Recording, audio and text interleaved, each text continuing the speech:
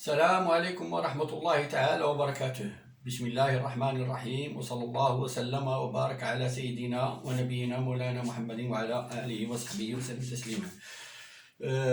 mes chers élèves تلامذتي الأعزاء، السنة الثانية بكالوريا. بالنسبة لهاد الدروس غتفيد التلاميذ ديال العلوم الفيزيائية ولا التلاميذ ديال علوم الحياة والأرض، بيان évidemment. إن شاء الله غادي ندير دروس بالعربية إن شاء الله. Le titre de la leçon aujourd'hui, c'est la phosphorylation oxydative, l'étape la plus importante pour la respiration. Elle est plus importante parce qu'elle est un peu compliquée. Deuxièmement, elle est plus importante parce que c'est l'étape la plus productrice, dans laquelle on a production de plus grand nombre d'ATP. 34 ATP sont produites au cours de la phosphorylation oxydative à partir ces ATP sont produites à partir d'un flux des protons, c'est-à-dire naissance d'un gradient protonique. Donc, la respiration, c'est quoi? Tout d'abord, la respiration, c'est un mécanisme cellulaire à partir duquel la cellule peut produire de l'ATP. L'ATP, c'est l'énergie directement utilisable par la cellule. Donc, la respiration, c'est le mécanisme de production de l'énergie en grande quantité, 38 ATP, à partir de la dégradation totale du glucose en présence d'oxygène. Donc, ici, s'il y a une dégradation totale, bien évidemment, il y aura rejet de substances minérales qui sont dépourvues d'énergie, c'est-à-dire à 0 kJ d'énergie. Donc, ce mécanisme est plus lent et se déroule en plusieurs étapes. On a tout d'abord la glycolyse qui a lieu dans le l'hyaloplasme, compartiment du cytoplasme qui contient les enzymes spécifiques à cette étape. À partir du glucose, on obtiendra un acide pyruvique qui est associé à la production de 2 molécules d'ATP et réduction de 2 molécules de NAD+, qui sont des transporteurs. Une fois qu'ils sont réduits, ils sont transformés en NADH+. Ces H+ et leurs électrons seront transportés par cette molécule vers la phosphorylation oxydative, la dernière étape. Puis, on aura l'intervention des mitochondries. La mitochondrie, organisme nécessaire à la production de l'ATP pour la cellule. Dans cet organisme, il y aura déroulement de 2 étapes. Il y aura le cycle de Krebs, il y aura la phosphorylation oxydative. Dans le cycle de Krebs, ou bien les réactions de Krebs, on assiste à une dégradation totale de l'acide pyruvique avec réduction toujours des transporteurs qui vont ramener les H+ vers la chaîne respiratoire. Les transporteurs sont toujours le NAD+ et la FAD. Le NAD qu'on a déjà vu dans la glycolyse et la FAD qui a le rôle uniquement au niveau de la matrice. Donc, pour la troisième étape, qui est la phosphorylation oxydative, elle se déroule au niveau de la membrane plasmique. Pourquoi la membrane plasmique? C'est une membrane un peu compliquée qui contient plus de protéines, 80% de protéines, différentes de la membrane externe et de la membrane plasmique. Donc, elle contient des protéines, des transporteurs d'électrons, des protéines comme les sphères pédonculées. Donc, elle est douée à oxyder les transporteurs et à réduire les molécules d'H2O et à produire de l'ATP. Donc, on va parler uniquement dans cette leçon seulement de la phosphorylation oxydative. La prochaine vidéo, Inch'Allah, je vais adopter la glycolyse et le cycle de Krebs parce que la phosphorylation oxydative, elle est une étape très importante parce que au cours de la respiration, on a production de 38 ATP à partir d'une mole de glucose. Parmi ces 38, 4 molécules d'ATP sont produites lors de la glycolyse et du cycle de Krebs. On a 2 molécules d'ATP produites lors de la glycolyse et 2 molécules d'ATP sont produites lors du cycle de Krebs. Il reste 34 ATP, tout ce nombre de TP sont produites au niveau de la membrane interne, c'est-à-dire au cours de la dernière étape qui est la phosphorylation oxydative. Donc, je vais passer maintenant au document et à l'explication de toutes les réactions qui se déroulent pendant la phosphorylation oxydative. Donc, ici, on a un schéma qui présente les réactions de la phosphorylation oxydative. Il y a plusieurs modèles d'explication de cette étape, mais je vais utiliser seulement ce schéma. C'est au niveau de la mitochondrie, une portion de la mitochondrie. Je précise ici qu'on a tout simplement une toute petite portion de la mitochondrie. Une petite portion de la mitochondrie. On a ici la membrane externe avec les doubles couches lipidiques. On a l'espace intermembranaire. On a la membrane interne qui est bourrée de protéines. Ces protéines, on trouve la chaîne respiratoire et une protéine complexe, qui est un peu compliquée, qu'on appelle la sphère pédonculée. Pour les protéines de la chaîne respiratoire, on a les complexes protéiques 1, 2, 3 et 4. On a un ubiquinone Q et un cytochrome C. Donc, on a 6 unités protéiques. Les complexes 1, 2, 3 et 4, l'ubiquinone Q et le cytochrome C. Très bien. La sphère pédonculée, il a une sphère qui est dirigée vers la matrice et un pédoncule qui est fixé au niveau de la membrane interne. Elle présente un canal qui permet le passage des ions H+, de l'espace intermembranaire vers la matrice, et une protéine globulaire qui est la sphère qui est dirigée vers la matrice. Et au niveau de cette sphère, on a un enzyme très important qui est l'ATP synthase, ou bien ATP synthétase. Très bien. Donc, comment se déroule la phosphorylation oxydative?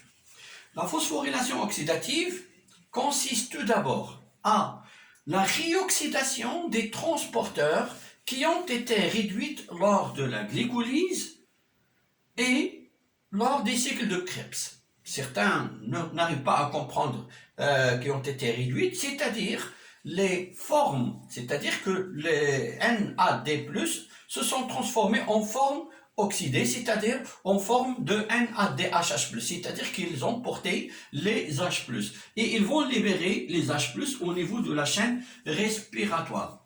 Deuxièmement, s'ils ont libéré les H+, et leurs électrons, il faut qu'il y ait un récepteur.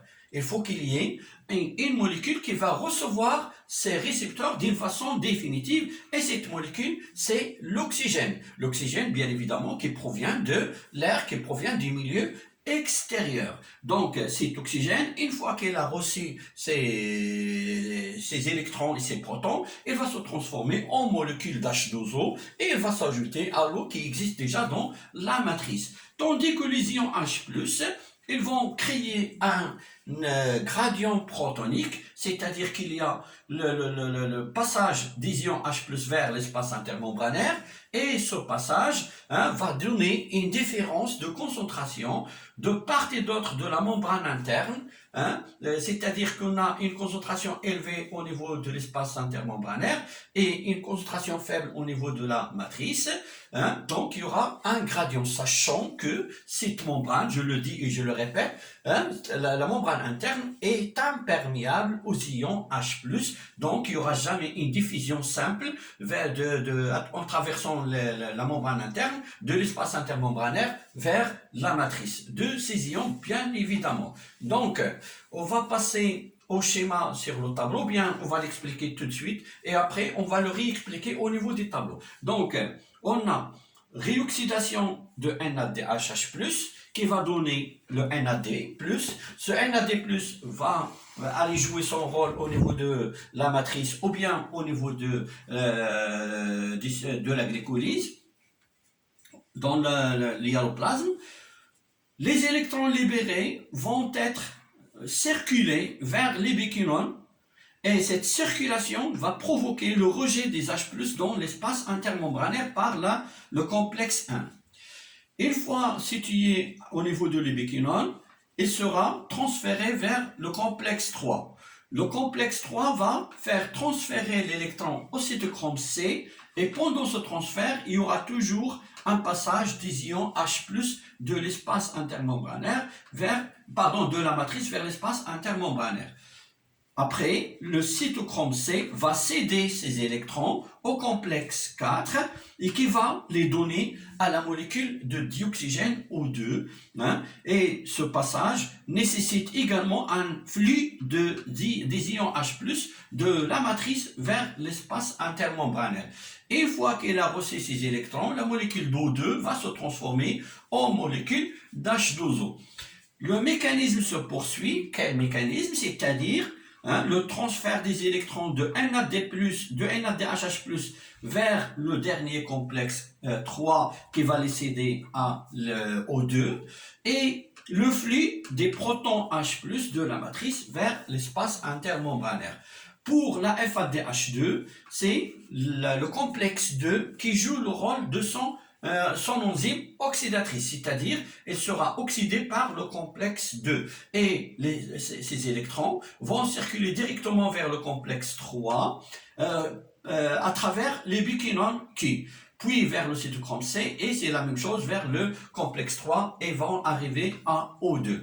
Donc après, le travail donc de la chaîne respiratoire, c'est l'oxydation des transporteurs, réduction de O2 et naissance d'un gradient protonique. Ce gradient protonique va donner des charges positives, va donner des ions H+ en XC qui n'ont aucun chemin à passer pour passer vers la matrice, sauf le chemin qu'ils ont, c'est la sphère pédonculée. Elle va profiter de ce chemin, de ce seul chemin, ils vont donner une certaine énergie. Cette énergie sera transformée par la sphère pédonculée en molécules, en énergie chimique sous forme de molécules d'ATP, en présence bien évidemment d'ADP plus PI. Je vais être plus clair, c'est-à-dire que lors des passages des ions H+, à travers la sphère pédonculée, de l'espace intermembranaire vers la matrice, il y a libération de l'énergie des gradients.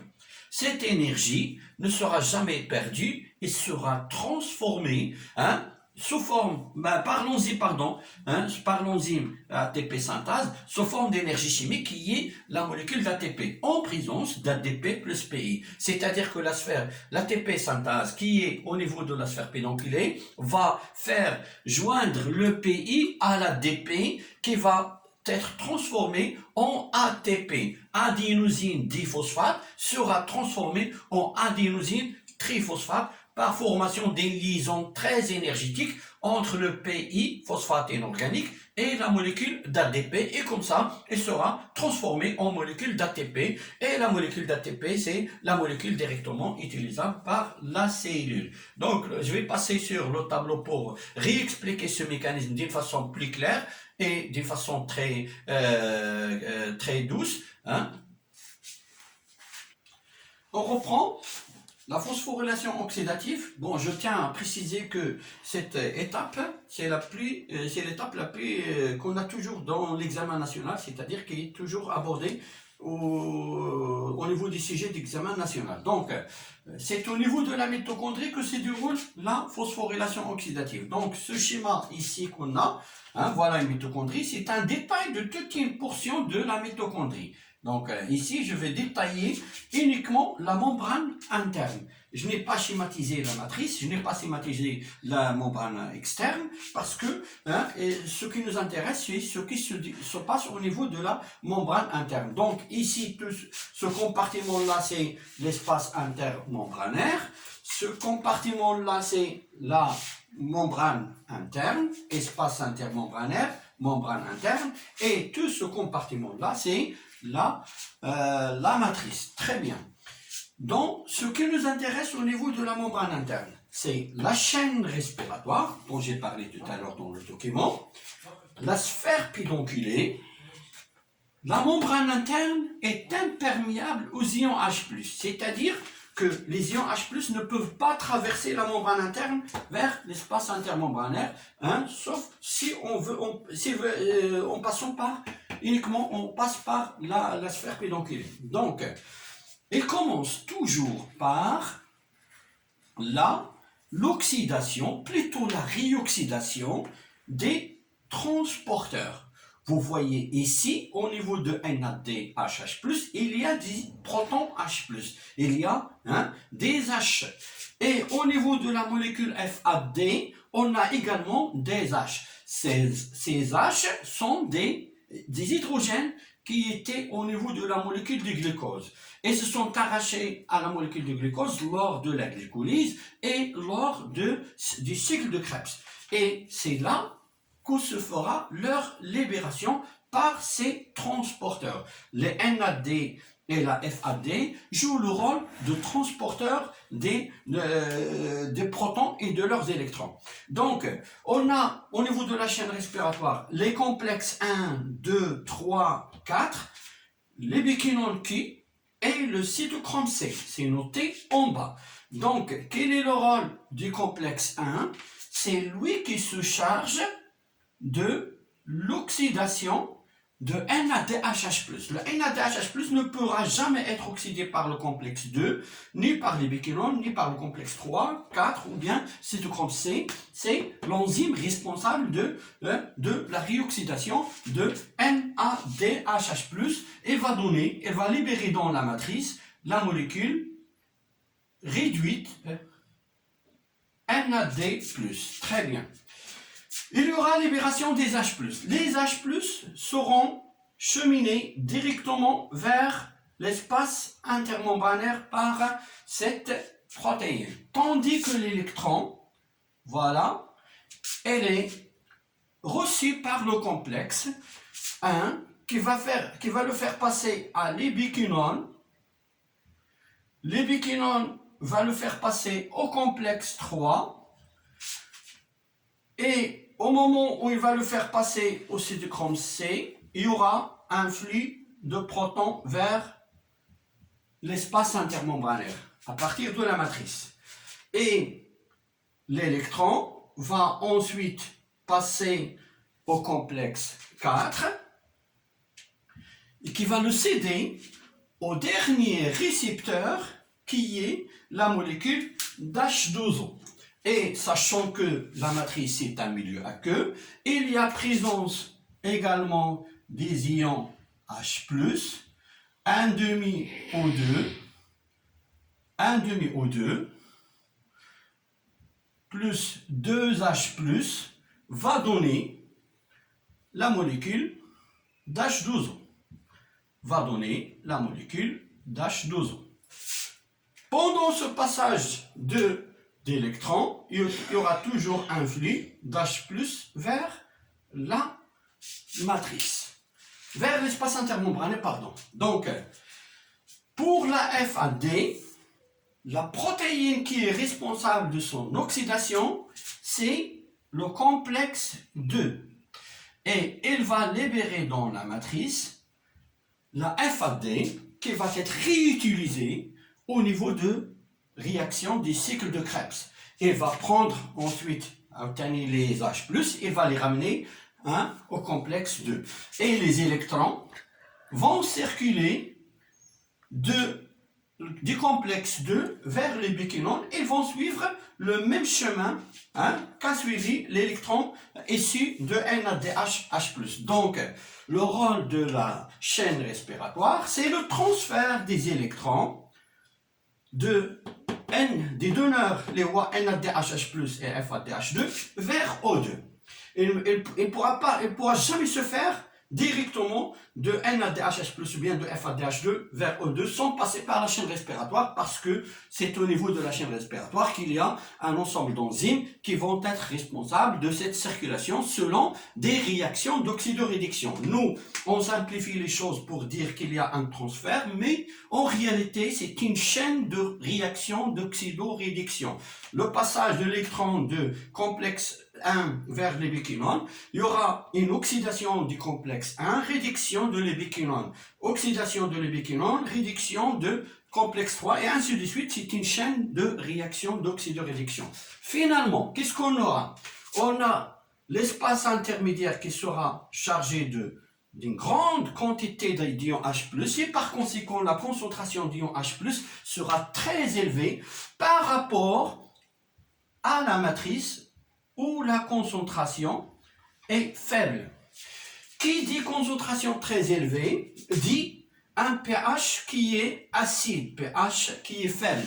Donc ici, on a diminution de la concentration d'ion H+. Et le pH au niveau de la matrice, il est basique, c'est-à-dire qu'il est un peu élevé. Donc, ceci désigne un gradient.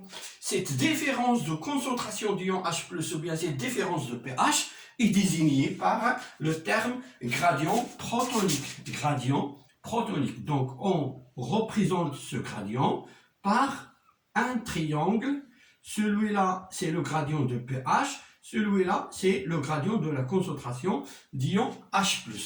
Ce gradient protonique, c'est une énergie. Pourquoi c'est une énergie? Parce que les ions H+, n'ont pas de chemin pour traverser du milieu le plus concentré qui est l'espace intermembranaire vers le milieu le moins concentré qui est la matrice. Ils ne peuvent pas traverser la double couche lipidique.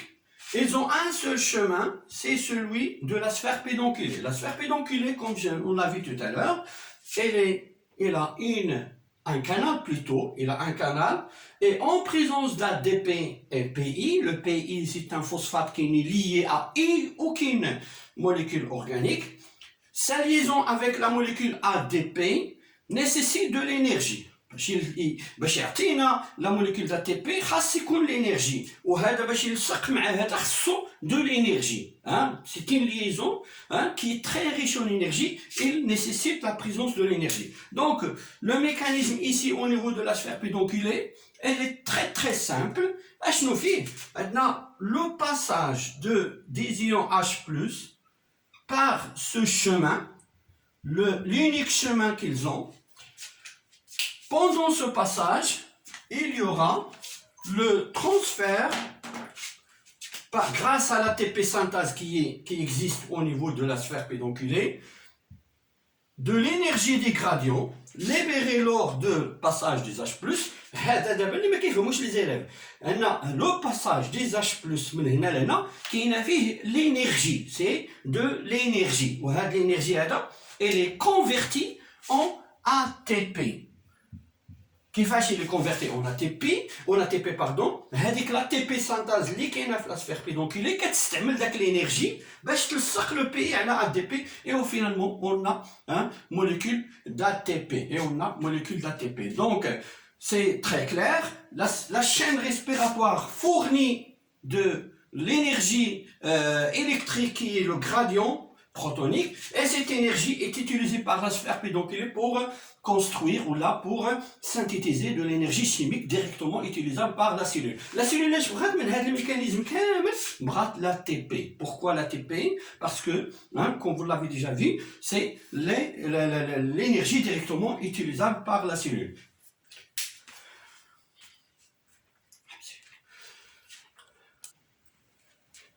Finalement, je vais présenter toutes les réactions qui ont lieu lors de la phosphorylation oxydative. Les réactions de la phosphorylation oxydative, premièrement, on a réoxydation des transporteurs. J'ai respecté les couleurs qu'on a dans le schéma. En rouge, c'est la réoxydation des transporteurs.